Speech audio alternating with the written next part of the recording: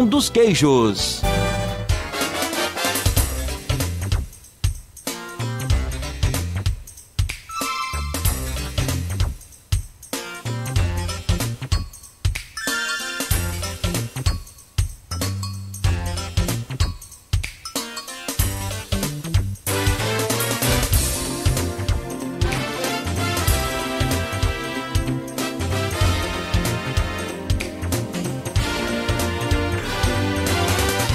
Muito bem, 8 horas 14 minutos. Não sei se eu continuo com o intervalo ainda ou se a gente volta.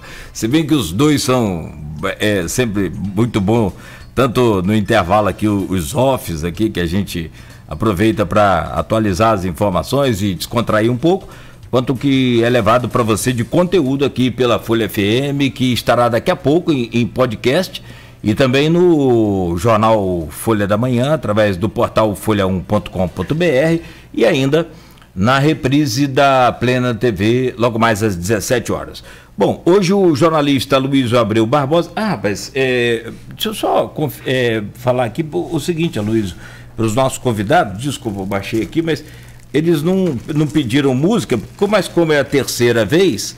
Vão levar aqui, um kit aqui do Armandão, lá o Max Vit, que tem aqui esse polivitamínico, né, para manter o seu sistema imunológico, né, todo o seu sistema aí bem regulado, e ainda protetor solar, máscara, luvas e tudo mais. É um kit, álcool e gel também, um kit da Max Vit, mandar entregar na casa de vocês aí, tá bom, Marcelo e vereador Jorginho Vigílio, presente aí para vocês do programa e da Max Vit.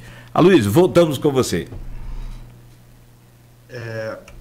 Bem, o assunto central, eu acho que trouxe... É sempre um prazer ter Marcelo e Jorginho aqui, pela terceira vez ambos, coincidentemente. Podem pedir música ao final. Ou formar o trio de ataque com o Sofiati. Mas foi a reação, né, que tiveram, para além dos indivíduos, institucional, né? Marcelo pelo Concultura e Jorginho pela Câmara Municipal de Campos, em relação à repressão da PM, um ato antirracista de cerca de 15 jovens, emblematicamente diante do Pelourinho, né, que é um símbolo vivo do passado escravocrata da cidade, né, foram dispersos com uso de gás lacrimogêneo e spray de pimenta, né, e Marcelo, pelo Concultura, gerou uma nota de repúdio que eu vou ler aqui. O Conselho Municipal de Cultura de Campos dos Goitacazes, em sua última reunião ordinária, realizada no dia 6 de junho, dia seguinte, né, à repressão da PN, através de uma webconferência, decidiu por unanimidade publicar esta nota de repúdio à ação truculenta da Polícia Militar de Campos na sexta-feira passada no calçadão da nossa cidade. Todos os nossos conselheiros entendem que num país democrático todas as manifestações pacíficas não só devem ser respeitadas, como defendidas pelas forças de segurança. Por isso, repudio o uso de spray de pimenta e bombas de gás lacrimogêneo para a dispersão dos poucos manifestantes do muito pertinente protesto antirracista, atenciosamente, Marcelo Sampaio, presidente do Concultura. E Jorginho, em comentário à matéria que foi desde sexta no Folha 1, ao link da matéria na página do Facebook, colocou o seguinte: o Brasil está muito longe de ter uma democracia estabelecida como os Estados Unidos, muito menos Campos dos Goitacazes. Lamentável.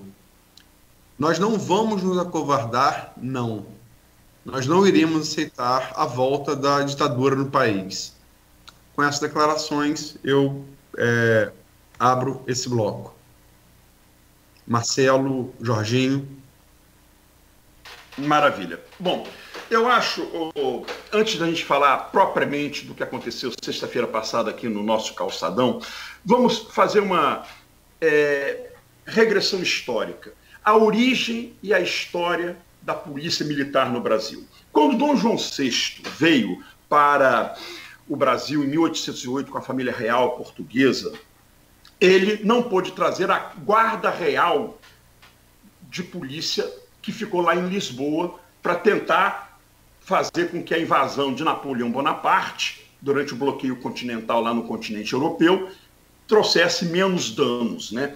E aí, quando ele chega aqui, para a proteção dele, da sua família, de todo mundo que veio com ele, ele criou a divisão militar da Guarda Real de Polícia. Então, olhem bem como que ela foi criada. Quando acontece a proclamação da República em 1889, essa instituição ganha o nome de Tiro Real e vira exatamente a Polícia Militar. Então, não é nem Polícia Militar, não. É Corpo Militar de Polícia. Corpo Militar de Polícia, que vai até 1946, porque na Constituição de 46, imediatamente depois da Era Vargas, que termina em 1945, é incluído o nome Polícia Militar. E todos os estados adotaram esse nome, exceto o Rio Grande do Sul, que por questões políticas, por ter se rebelado contra o fim da Era Vargas, que Getúlio Vargas era um gaúcho, um político gaúcho, ficou sendo brigada militar, que é até hoje. E na ditadura militar, que começou em 1964, ela passa a ser comandada por oficiais do Exército Brasileiro. Então, vocês estão vendo que desde a origem e pela sua história, a polícia militar aqui no Brasil, com outras denominações, dependendo da época em que a gente for analisá-la, ela tem uma característica militar. Então, o nome agora é óbvio, polícia militar, mas essa característica eu acho que ela tem que ser analisada com muito cuidado, porque uma força de segurança ela está para garantir a ordem e, principalmente, defender quem estiver contra a ordem. E aí, quando você coloca a questão militar, ela parece uma questão muito bélica. E eu acho que as forças de segurança elas têm que ser mais de contenção e menos de agressão. Ela só tem que ir para métodos como spray de pimenta, bombas de gás lacrimogênio. Não houve aqui em Campos mais tiros de bala de borracha, em último dos casos. Lá eram poucas pessoas, apesar da ideia do protesto antirracista ser muito pertinente. Por isso que eu fiz questão de colocar o muito depois do poucas pessoas, para poder realçar o tamanho da importância desse ato antirracista.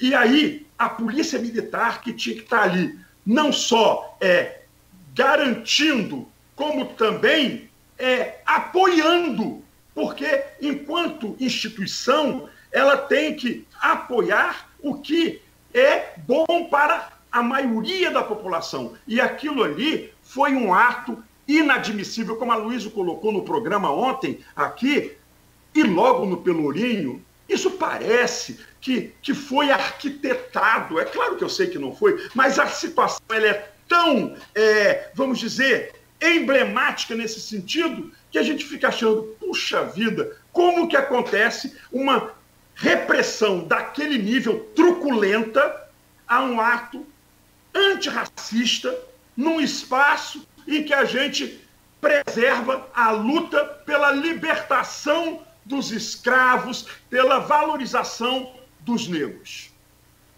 Jorginho. Aloysio, o que me chamou bastante atenção no ato, depois dessa morte do George Floyd nos Estados Unidos, essas manifestações passaram a acontecer em praticamente quase todo mundo, né? E muito mais intensificada nos Estados Unidos. E aqui em Campos tinha, salvo engano, ali no máximo 14, 15 pessoas devidamente de máscaras álcool em gel e com distanciamento social. E a gente vê essa desproporcionalidade da atitude dos policiais militares que estavam naquele evento, lançando gás lacrimogêneo e spray de pimenta numa manifestação de 15 pessoas, a gente passa a imaginar que tem alguma coisa estranha. Por quê? Estão havendo outros tipos de manifestações pró-Bolsonaro, contra Bolsonaro e outros tipos de manifestações que a gente não viu em hora alguma, com muito mais pessoas, a gente não viu hora alguma a polícia militar agindo com tal truculência. Foi por isso que eu me manifestei nas redes sociais, né, através do seu blog, quando você noticiou aquela situação. E eu, como membro do Legislativo, legitimamente eleito para tal, não posso simplesmente ver uma situação dessa e me calar. Não querendo ser aqui oportunista, porque quem me conhece sabe que eu jamais serei ou fui oportunista. Mas eu também não me calo diante de algumas situações como essa. Não dá para me calar. Então, por isso que eu me manifestei por escrito através do seu blog e aceitei o convite para participar do programa hoje. Isso é inadmissível. Tomara que isso nunca mais aconteça e que a próxima manifestação que for feita na próxima quarta-feira seja de novo uma manifestação pacífica, respeitando o isolamento, com o uso de máscaras, mas deixar de se manifestar depois de um ato truculento daquele, dos policiais que estavam naquele evento, nós não podemos deixar de nos manifestar. Essa é a minha opinião.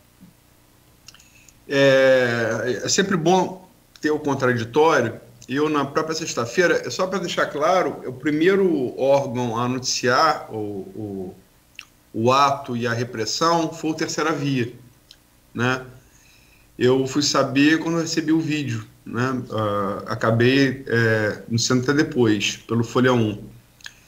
E imediatamente, né? Você tem que ter sempre contraditório. Eu liguei para o comandante do 8º BPM, o tenente-coronel Luiz Henrique Barbosa, sempre muito solícito, é sempre bom ressaltar isso. E perguntei a ele qual era o motivo daquela repressão. Eu vou ler aqui o que ele colocou. Está proibida a aglomeração neste período de pandemia e não obedeceram à orientação da PM. Por isso, tivemos que fazer uso progressivo da força com emprego de armamento não letal. Eu indaguei a ele porque, como o próprio Jorginho disse, porque a mesma atitude de força não foi adotada em manifestações de grupos bolsonaristas na cidade. E ele discordou. Discordo. Inclusive, efetuamos prisões nos últimos atos. Como, de fato, 3 pessoas foram autuadas, encaminhadas a 134DP, né, no protesto realizado no dia 17, protesto bolsonarista, que contou com cerca de 100 pessoas. Na sequência, eu pergunto a ele por que o uso de gás lacrimogêneo e gás de pimenta foi adotado, se nunca algo assim foi adotado nas manifestações bolsonaristas de direita. E ele respondeu: isso são procedimentos operacionais de quem está na ponta do cenário das operações. O que você, Jorginho, achou dessas declarações do comandante? Eu respeito as declarações do comandante, mas discordo. Continuo dizendo que o uso da força foi extremamente desproporcional a outras manifestações que houveram na nossa cidade. E o que a gente espera é que isso não se repita outra vez. Essa é a minha opinião. É bom lembrar, você falou quarta-feira, eu também falei, é amanhã, né? Quarta-feira é amanhã. Amanhã, isso. Marcelo, como é que você analisa as declarações do comandante? Eu acho que o comandante ele acabou não respondendo diretamente quando ele diz no final que é quem está na ponta. Quando você pergunta diretamente sobre o uso de spray de pimenta e também de bombas de gás lacrimogêneo, ele fala, isso é decisão de quem está na ponta. Então ele quer dizer, na minha interpretação, de que não foi uma pré-orientação do comando que é ocupado por ele, e sim por quem estava comandando aquela manifestação, aquela participação da polícia militar ali na manifestação. Então eu acho que ele deixa até aberto no ar, na minha opinião, isso, de que talvez tenha havido um excesso, porque ele não te respondeu se foi uso excessivo ou não. Ele deixou no ar até dizendo que a decisão para este uso, tanto do spray de pimenta como das bombas de gás lacrimogêneo, coube a quem estava comandando aquele ato operacional. Eu vou narrar para vocês aqui. Eu ouvi também um participante do ato, um estudante. Ele preferiu se identificar com o nome artístico, que ele é dado como poeta, o Que Querer, temendo pela segurança, né? Eu vou narrar para vocês, tá? O testemunho dele. Marcamos o ato pelas redes sociais de maneira apartidária, inspirados nos protestos racistas que aconteceram nos Estados Unidos, na Europa e no mundo, desde a morte covarde de George Floyd. Éramos cerca de 15 pessoas, jovens entre 19 e 25 anos, à exceção de um senhor que foi com seu filho. Fizemos a concentração no Pelourinho, pois na Praça São Salvador havia duas viaturas da PM. Todos nós usávamos máscaras, alguns até luvas, e distribuímos álcool gel a todos. Primeiro chegaram 3 PMs, vindos da praça, dizendo que as manifestações estavam proibidas. Dissemos a eles que estávamos cumprindo todas as determinações sanitárias. Assim mesmo, vieram 3 viaturas, depois mais 2 e cerca de 15 PMs, que chegaram gritando e atiraram bombas de gás lacrimogêneo sobre os nossos pés. Nossos olhos arderam muito, tivemos muito medo. Como é que você vê esse relato, Marcelo, e depois Jorginho? É lamentável. É lamentável porque quem viu as imagens que foram divulgadas aí nas redes sociais, até no seu blog mesmo, Aloysio, viu que não estava havendo uma situação de confronto. Não havia uma situação de confronto naquele momento. As imagens são claras. Havia um grupo pequeno de pessoas, devidamente até com suas máscaras, o gel, algumas mesmo com luvas, que dá até para identificar, e aconteceu, parecia que eles estavam sendo agredidos, os policiais, e reagiram, mas não é isso que as imagens mostram. As imagens são claras. Houve, na verdade, um uso excessivo da força, e eu acho que pela resposta que o comandante deu para você, cabe até que ele abra uma sindicância interna lá no 8º BPM para poder apurar quem decidiu, por que decidiu, quais foram os argumentos utilizados para aquela ação, na minha opinião e na opinião do Conselho Municipal de Cultura de Campos do Goytacazes, por unanimidade, que não é muito comum acontecer, porque nós somos um conselho, como todo, paritário, metade governamental, a outra metade sociedade civil, então unanimidade não é uma coisa muito fácil de ser conseguida. Nós consideramos um ato truculento, completamente desproporcional ao fato que estava acontecendo. E você, Jorginho, que você Aloysio, da narração? Te fazer uma pergunta. O coronel chegou a ver as imagens da ação da polícia? Jorginho, essa pergunta realmente eu estaria mentindo se dissesse que fiz ao tenente-coronel, mas eu acho que sim, né? Porque as imagens são muito claras e óbvias que houve um exagero por parte dos policiais militares que estavam lá. Então, no mínimo, como Marcelo Sampaio falou, no mínimo deveria abrir uma sindicância. No mínimo. Ou então, até mesmo que a Corregedoria da Polícia pudesse analisar a truculência tamanha que foi usada, desproporcional, naquela manifestação de 15 pessoas que estavam usando máscaras, com álcool em gel, fazendo o distanciamento social. A gente não viu a mesma truculência, volto a dizer, em outras manifestações que aconteceram em Campos. Ou será que isso agora, esse tipo de atitude, vai acontecer em todas as outras manifestações que acontecerem no município? Se isso for acontecer, vai virar regra? Usar bomba de lacrimogênio, usar spray de pimenta, vai virar regra para todo mundo? Se for virar regra, né, a gente deixa a polícia agir. Agora, se for regra para um grupo e não para outro, está errado. Não, mas vamos repudiar também. Isso não pode virar regra, não. A gente tem um compromisso de não deixar que isso aconteça e se torne habitual. Marcelo. Exatamente, você está certo, não pode. Mas eu estou falando que, como irão acontecer outras manifestações, tomara que isso não vire regra. Né? Mas, voltando às que tiveram anteriormente a essa manifestação, não houve essas atitudes desproporcionais por parte da Polícia Militar em outras manifestações. Isso que eu quero deixar claro.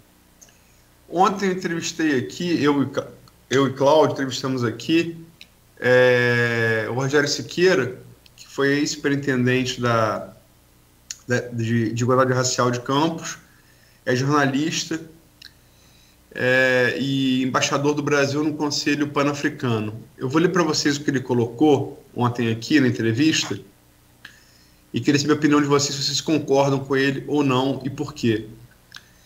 Abre aspas, Rogério Siqueira, tá? Você fazia a ressalva, a contribuição com o 8º BPM da segurança pública. E não vou negar. Mas tem que saber reconhecer, além dos méritos, onde está havendo desvio de conduta para corrigir esse curso. Porque senão a gente vai ter um órgão que não pode ser ideologizado e politizado sendo, como já está sendo na prática. Bolsonaro estimulou isso no país inteiro.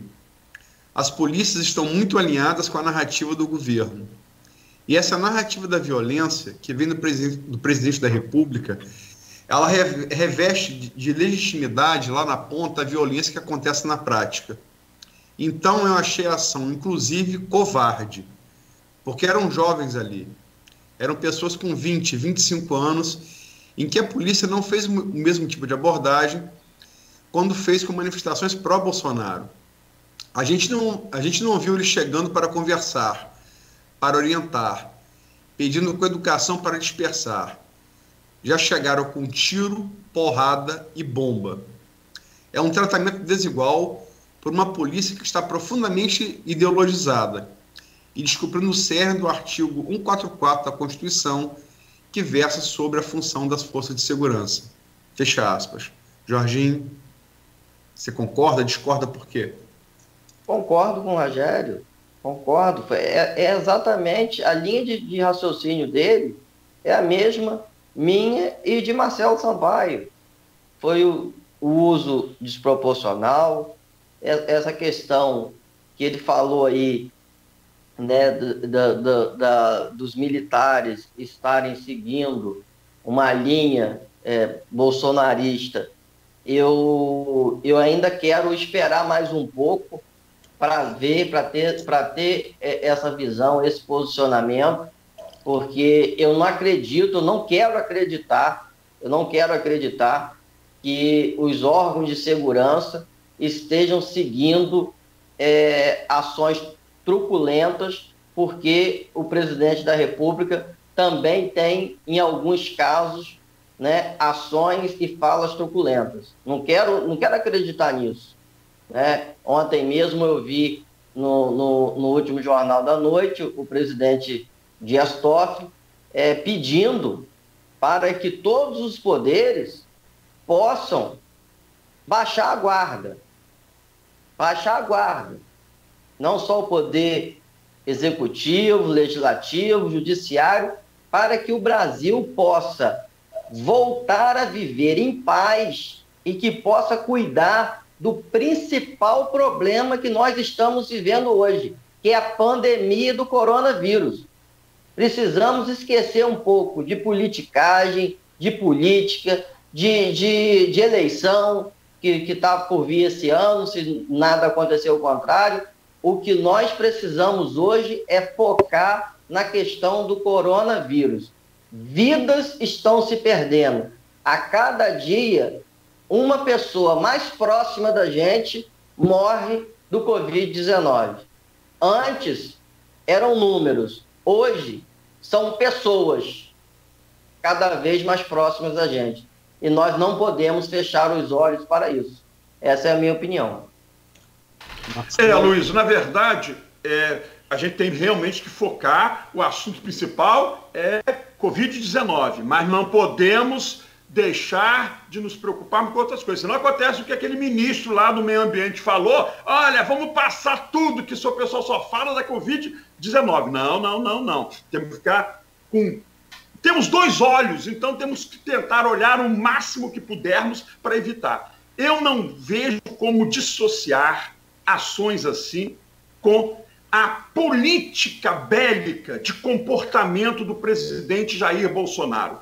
Eu, quando ouço e vejo ele falando, parece que ele ainda não ganhou a eleição e que ele está com um discurso para atacar seus inimigos. Parece que ele não se deu conta ainda que está ocupando já a presidência da República. Ele fica com um discurso agressivo o tempo todo, todos os dias da semana. Então, isso vai fazendo com que ministros seus falem atrocidades, como o tal Sérgio Camargo, da Fundação Cultural Palmares, dizer que movimento negro é uma escória maldita, que Zumbi do Palmares foi um filho da puta.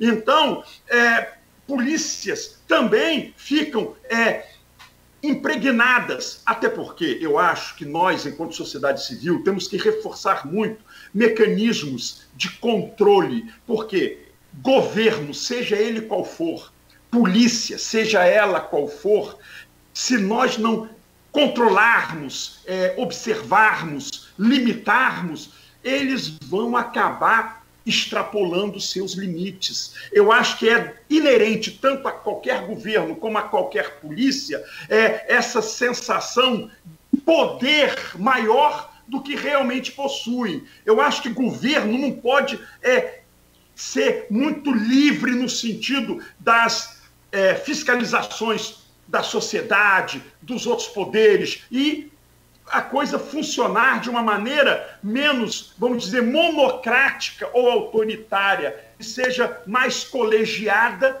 e democrática. Então, na minha opinião, isso aí é realmente algo que tem absolutamente tudo a ver com essa política de ódio e perseguição. Gente, um filho do Bolsonaro, que é um simples vereador da cidade do Rio de Janeiro, vereador como Jorginho Virgílio, tem um espaço no Palácio do Planalto e, segundo investigações, comanda o Gabinete do Ódio. Olha o nome do gabinete, Gabinete do Ódio. Como não fazer uma correlação clara e explícita sobre isso? Eu vou ler aqui também que, além de vocês, houve várias manifestações sobre o evento de sexta-feira.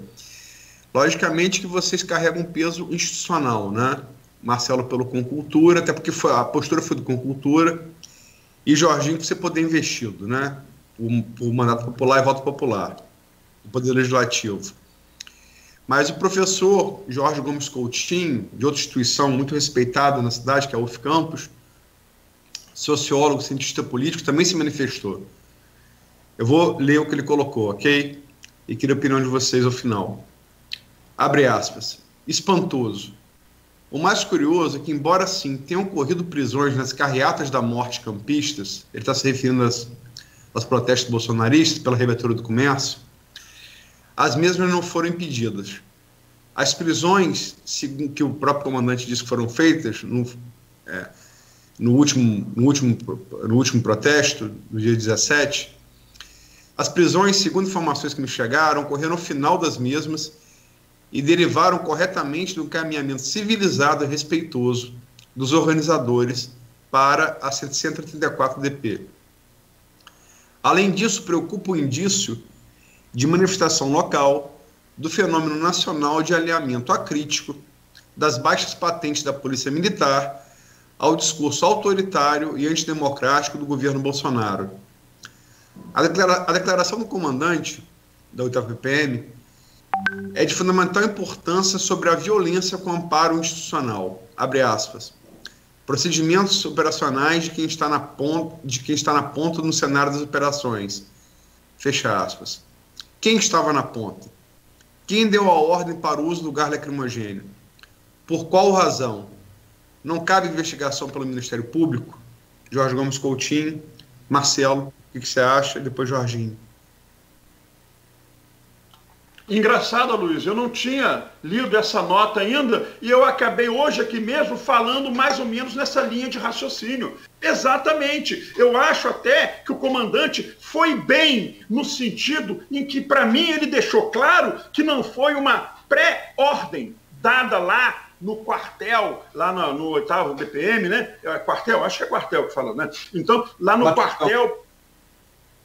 Então, eu acho exatamente isso, que foi alguém que está... Ele, aliás, disse, nem eu acho, não, ele afirmou que a decisão do uso de spray de pimenta e de bombas de gás lacrimogêneo foi de quem estava na ponta da operação, ou seja, no policial militar que estava comandando aquela operação. Então, é isso aí. Ele mesmo poderia, na minha opinião, instaurar uma sindicância interna. Não, vamos até o Ministério Público, concordo, mas acho que o Ministério Público poderia ser acionado, uma vez que a própria instituição, no caso, o 8º Batalhão de Polícia Militar de Campos, não proceda já suas primeiras, vamos dizer, investigações internas, porque isso realmente tem que ser explicado, porque o comandante, justiça seja feita, ele em momento algum nas respostas que deu a você, assumiu que foi uma determinação dele enquanto comandante.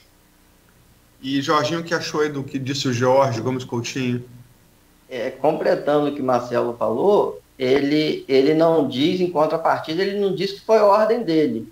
Mas, em contrapartida também, ele não diz hora nenhuma que iria mandar fazer uma averiguação do ato que aconteceu dos seus subordinados. Né?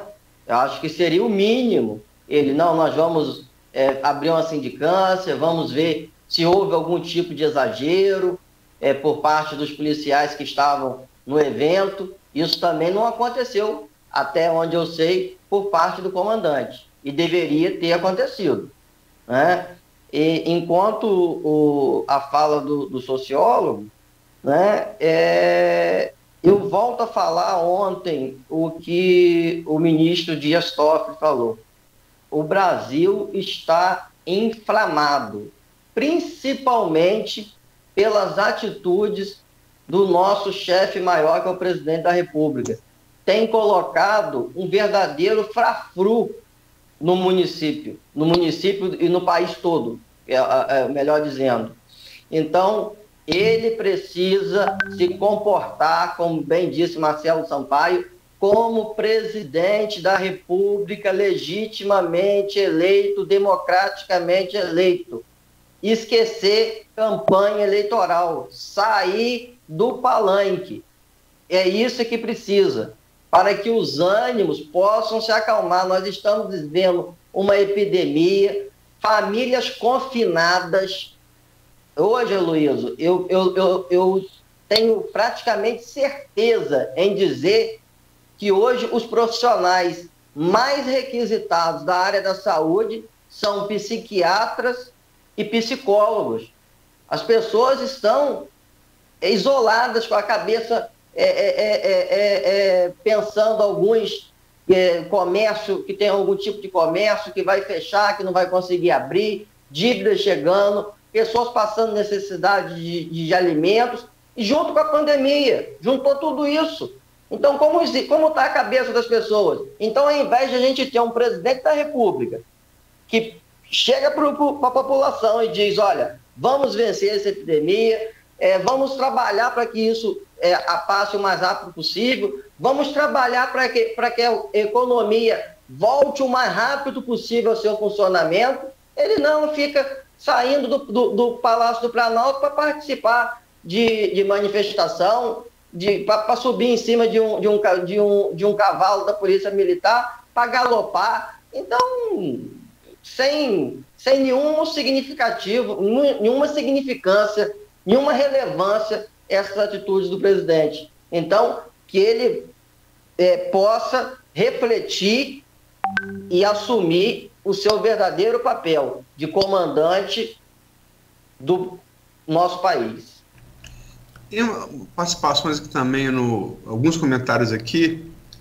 Eu vou fechar esse bloco, se Cláudio e vocês me permitem, com a intervenção né, de um ouvinte, telespectador pelo streaming.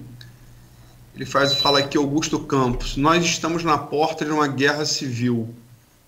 Eu quero saber se vocês concordam, discordam, por quê, Jorginho?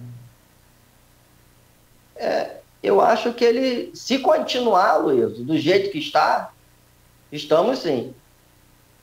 Se o presidente não pegar o seu cargo e se comportar como um presidente da República, legitimamente eleito, democraticamente eleito pelo povo, nós estamos sim à beira de uma guerra civil, né?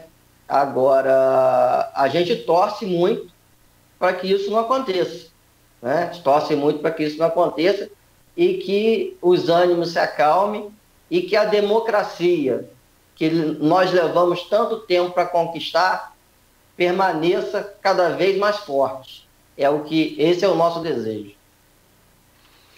Infelizmente, eu acho que, usando como padrão comparativo as ditaduras do Estado Novo, do Getúlio Vargas, e da ditadura militar de 1964, dos militares do Exército Brasileiro, eram questões muito menos, vamos dizer, eram questões mais políticas. Agora, a situação que o Bolsonaro está criando no país inteiro vai além da política, vai além das diferenças partidárias. Ele entra em questões culturais, étnicas, raciais, sociais. Então, eu acho que ele está criando um quadro. Olha o que eu vou falar e falo isso com muito pesar. Eu acho que ele está criando um quadro muito mais catastrófico do que eram os quadros do Estado Novo de Getúlio Vargas em 1937 e a Revolução, o golpe militar de 1964, que em muitos livros ainda sai como revolução. Na verdade, foi um golpe militar.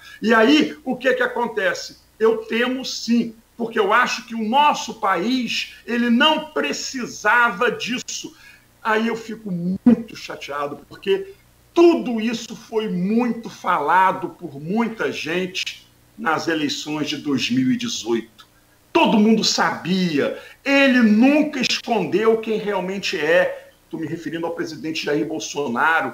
A gente poderia ter eleito qualquer pessoa, qualquer outro candidato, mas, infelizmente, a maioria que votou, porque ele não tem a maioria dos brasileiros, não. É só você somar quem votou no Haddad no segundo turno, quem não votou, e todos os cidadãos que nem podem participar do processo eleitoral enquanto votantes. Então, é outra falácia. O Jair Bolsonaro, ele tem a maioria dos votos válidos. Ele não tem a maioria, ele não tem apoio da maioria da população brasileira. Cláudio, colocar alguma coisa, vamos para o último intervalo. Eu só queria fazer uma pergunta simples para os dois. Toda ação gera uma reação. O grupo que fez o projeto é um grupo pacífico, que foi recebido com uma ação truculenta. Amanhã está marcado um novo encontro, um novo protesto. Até que ponto essa ação truculenta pode influenciar no comportamento desse grupo amanhã? Jorginho e Marcelo, Jorginho. Ô, Cláudio. Sim. Eu queria fechar o programa com essa pergunta. Você pode deixar ela para fechar o programa? Pô, desculpa, perdão, né? É porque a gente... Desculpa, Luiz. Claro, não, sem problema, claro. É porque, na verdade, a gente não combina pergunta nenhuma, essa coisa, isso surge, né? Assim como... Né? Foi ótimo, porque deu a certeza às pessoas que estão ouvindo e assistindo a gente que não é que não tem entrevista combinada, né? Como existe muito em algumas emissoras de rádio aí. E TV também. Bom, então, façamos um intervalo, então, rapidamente, e voltamos aí com o jornalista Luiz Abreu Barbosa, aqui no Folha no Ar, primeira edição, recebendo hoje o Marcelo Sampaio, historiador e presidente do Conselho Municipal de Cultura, com o vereador Jorginho Virgílio, também participando conosco aqui no programa hoje, às 8h54, em Campos, Folha no Ar, primeira edição, que tem o oferecimento dos laboratórios Plínio Bacelar e Clínica Proteus. A Proteus